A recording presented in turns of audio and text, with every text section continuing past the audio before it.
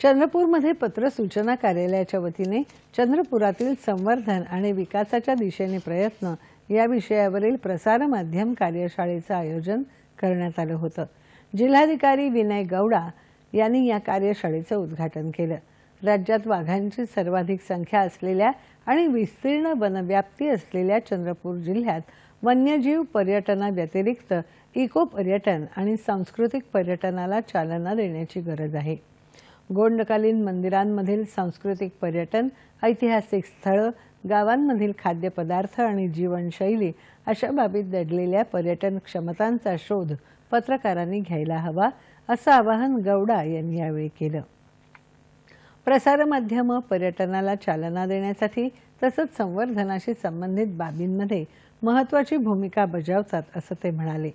ताडोबा अंधारी व्याघ्र प्रकल्पाच्या उपसंचालक पियुषा जगताप यांनी वन्यजीव संरक्षण आणि प्रसार माध्यमांची भूमिका या विषयावर पत्रकारांना संबोधित केलं।